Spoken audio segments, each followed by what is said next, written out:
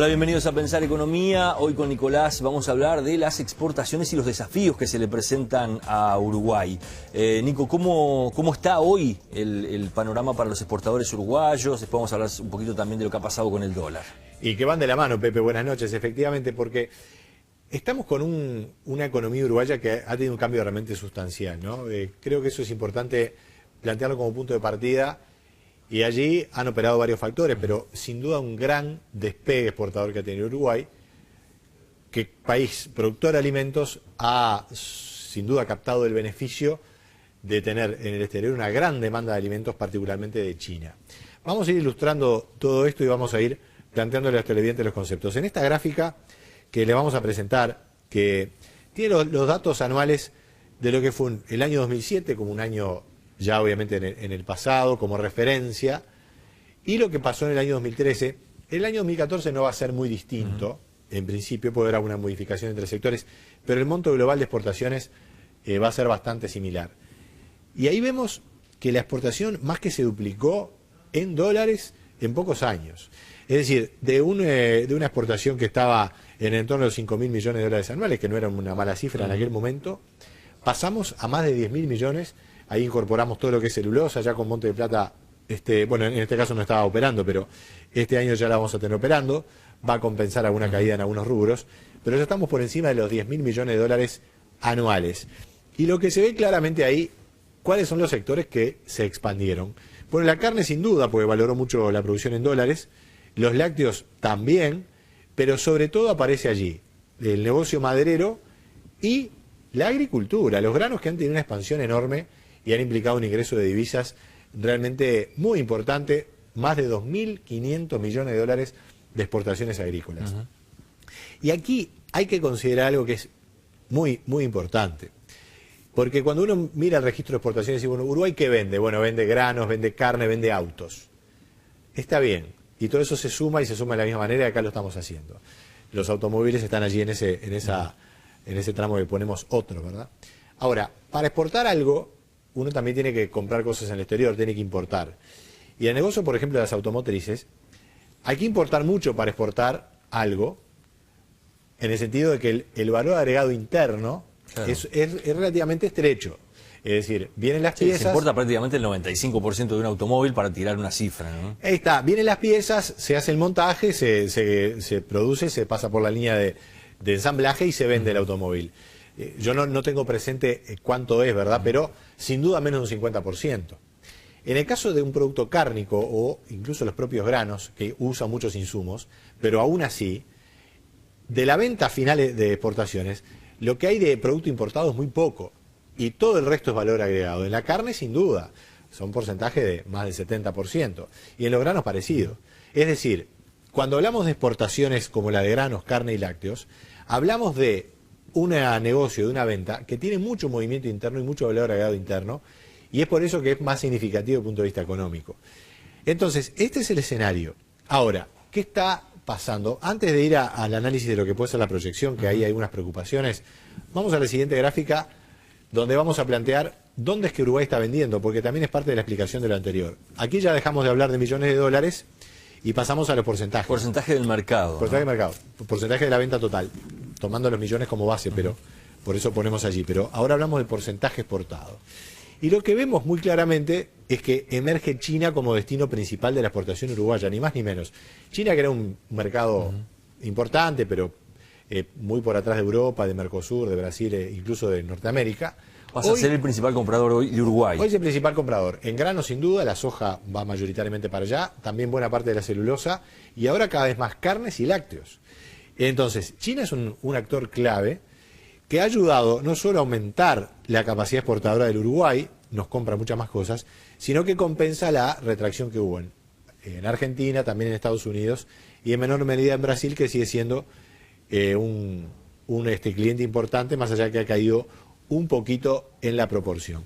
Es decir, que Uruguay ha logrado, en su oferta de productos, vender en los mercados más dinámicos. Y eso es importantísimo, ¿verdad? Porque hay veces que tu oferta de productos, las cosas que vos producís, no te dan tanto margen de maniobra. En el caso de los commodities agroalimentarios, ese margen de maniobra está y Uruguay pudo... Todo el mundo come y los países grandes sobre todo cada vez compran más. Absolutamente, ese fenómeno que en China se dio, que además es un proceso que viene ya hace muchas décadas. China, que bueno, es un régimen políticamente comunista, pero que económicamente lo era también durante muchas décadas, hasta que en el año 1979 Deng Xiaoping hizo la reforma, dijo, bueno, este régimen así no va más, hay que buscar una dinámica económica, e incorporó el sistema capitalista a la economía de mercado en China, y paulatinamente ha llevado millones de personas a las ciudades, a aumentar su ingreso y a aumentar sus necesidades de alimentación y su nivel de alimentación. Y allí Uruguay está ahora captando eso de manera muy contundente. Ahora, ¿qué está pasando? China está con un cierto proceso de transformación. Ya no tiene esa dinámica que en un momento era de manufactura plena, era la gran fábrica del mundo. Ahora está virando más hacia un crecimiento de consumo, con ya más gente en las ciudades, como decíamos, mucha inversión, pero sobre todo más consumo. Y eso implica tasas de crecimiento algo menores. China está desacelerando un poco.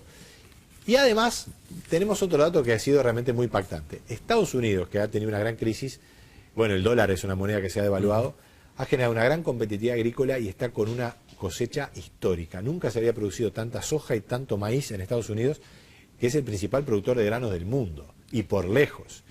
Y esa enorme cosecha de sus cultivos ha impactado muy duro en los precios. Esos granos que vemos allí en la gráfica, que lo vimos en la gráfica anterior, están, bueno, lo que sucedió en definitiva, la última cosecha de soja, se vendió un promedio de casi $500. Hoy, los precios futuros de la próxima cosecha de soja están 130 a 140 dólares por abajo. Es decir, que de 500 estaríamos pasando a menos de 400 seguro, si las cosas no cambian. Y esos son muchos millones de dólares que Uruguay va a dejar de percibir.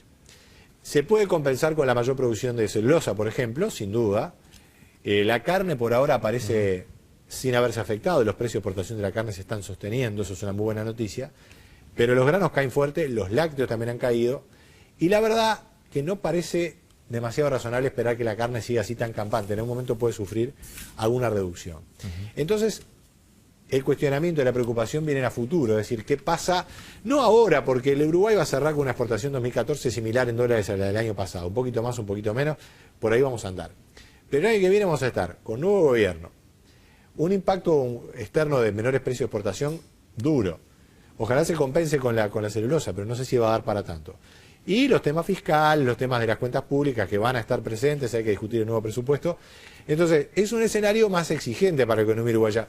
Yo digo más exigente porque no le quiero plantear un escenario de gravedad y preocupación. Sí, de catástrofe. Porque hay buenos fundamentos. El gobierno está muy líquido en dólares. Digamos que los intereses de deuda pueden tener un reacomodo por eso. Las reservas son muy altas. Y hay margen de maniobra. Es una economía que ha crecido mucho, ha diversificado su producción, ha invertido mucho y por lo tanto eso paga, ¿verdad?, en el mediano plazo. Pero tiene que operar un factor que es fundamental. Si pensamos que la economía es un automóvil, tenemos que andar bien con los amortiguadores. Tenemos que andar bien con los frenos, que sería de alguna manera la cautela fiscal. Si vos ves que viene una curva, no sigas con el acelerador a fondo. Apretá el freno y vamos a dar la curva de una manera Control lógica. del gasto, podríamos decir de alguna forma. Control del gasto, que es la responsabilidad del Estado, que es una parte de la economía, pero es importante que no se exceda, que no genere desequilibrios. Ahí hay un desafío. Y lo otro es el amortiguador. Si viene la cosa con pozos, si viene con complicaciones, amortiguar. ¿Y cómo amortigua una economía un problema externo? Por la caída de precio de la agricultura, pero también porque Argentina está demandando menos, Brasil está con un dólar superior, es decir, el dólar se está fortaleciendo todo el mundo. Bueno, justamente el tipo de cambio tiene que operar como amortiguador y el dólar tiene que subir. Y lo que estamos viendo en esta gráfica para compartir con los televidentes es lo siguiente. Efectivamente el dólar ha subido en las últimas semanas, pero en términos reales todavía está muy lejos de haber alcanzado lo que ha sido el aumento del IPC en los últimos años. Acá lo que estamos compartiendo con los televidentes es el dólar y el IPC. Los pusimos en la misma punto de partida en diciembre del año 2010 y ahí hicimos correr el precio del dólar y el IPC.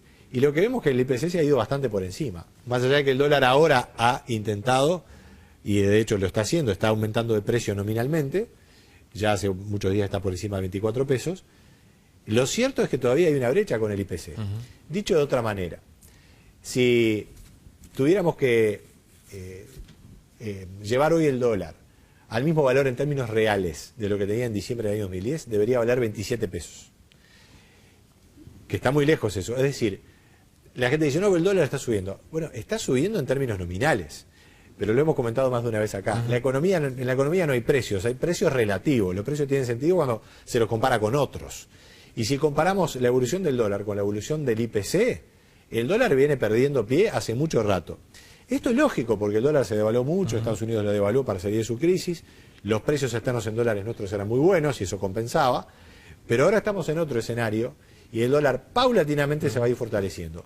Es una tendencia que va a seguir ¿por cuánto tiempo? Paulatina, va a seguir, todo indica, porque Estados Unidos está recién ahora desarmando su expansión monetaria, está dejando de volcar dólares al mercado paulatinamente, hasta que, bueno, ya a fines de este año va a dejar de hacer esas compras de sus títulos para volcar dólares. Y eventualmente puede darse un aumento de la tasa de interés, puede empezar a aumentar la tasa de interés de Estados Unidos, aunque eso va a ser muy paulatino, por dos cosas, porque la inflación de Estados Unidos está muy baja, entonces no necesitan aumentar la tasa, ¿para qué? Si todavía tienen algunos desafíos en el mercado de trabajo, además. Entonces, con inflación baja, con desafíos todavía en su mercado de trabajo, el desempleo bajó, pero hay poca gente trabajando, Estados Unidos quiere que haya más gente en la fuerza laboral, no tienen por qué aumentar la tasa de interés en forma inmediata, aunque en algún momento se va a dar, para normalizar las condiciones financieras. Bueno, cuando eso empiece a concretarse, el dólar va a seguir afirmándose, pero va a ser paulatino. Lo que me importa destacar es que países como Brasil ya también están aumentando el dólar, pero con una inflación menor. Entonces ganan competitividad más rápido y a nosotros nos cuesta porque la inflación está más alta.